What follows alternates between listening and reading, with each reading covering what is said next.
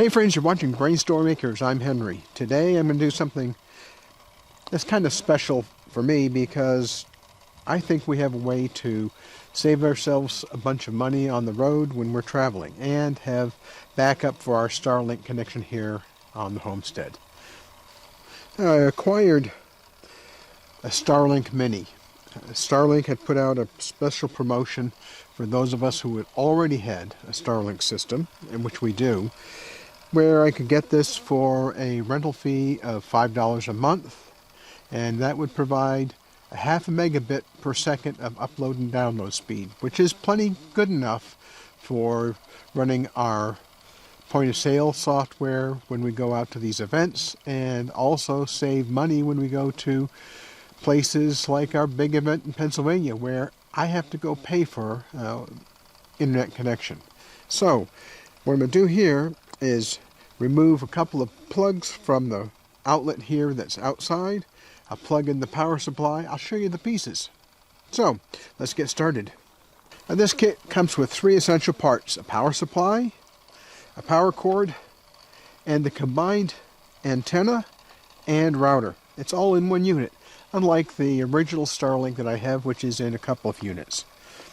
So I need to go ahead and unplug those things from the outlet, plug this in, and set this up. It should be pretty quick to do, should be pretty easy. We'll see. You know, unlike the big Starlink, the Generation 2 Starlink that I have up on our utility building, I'm just going to be setting this down on the ground because we'll take it with us when we go to events. Hello, Rufus. You were upset because I wasn't over there with you? Sorry. Rufus is coming to visit. Hey, Rufus. You wanted to come see me, huh? Okay. What you up to anyway? I'm getting ready to set up the Starlink Mini and get it activated. Cool. And we'll give it a try. Yeah. Now this should be good enough. From what I've checked, we should be able to run voice over IP phone on it. Right. We should be able to get text messages just fine. Nice. Probably get email. Cool. And the user reports I've seen say that if you're willing to put up with really low quality video, you may even be able to get YouTube to play using this system. That's fine. Okay, I'm going to run down to the studio and put some things into clean. Happy working.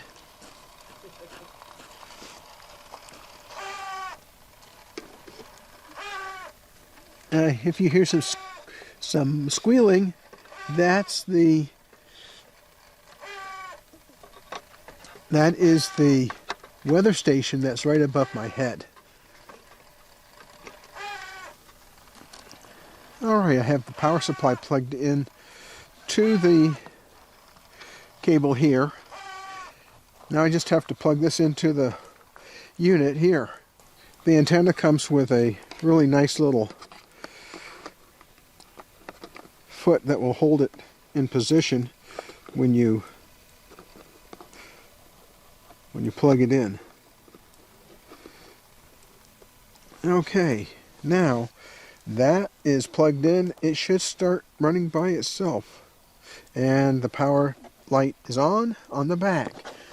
Now this antenna has a very low angle. It's really pointing up pretty much into the sky here, which is good because this is a steered antenna. It means there's a bunch of electronics in the antenna system that selects which part of the sky that it's really listening to. It's really complicated mathematics, a complicated system, but it works very well. It's the same kind of system that we have in the Generation 2 Starlink. Let's see if I can see this connection on my phone. I have an application here that should let me see it. Now let's see.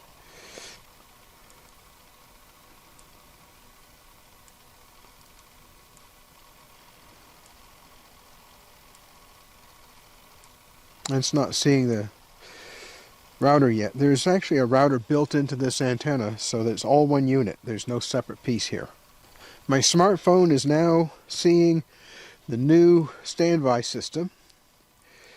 I'm going to take a look at it and see what we have. We have a standard service plan for our regular Starlink connection. Now, I didn't want to take the standard system on the road with us because I can watch what's going on in the homestead when we're in Pennsylvania, California, wherever we happen to be, as long as I have that Starlink system still up and running.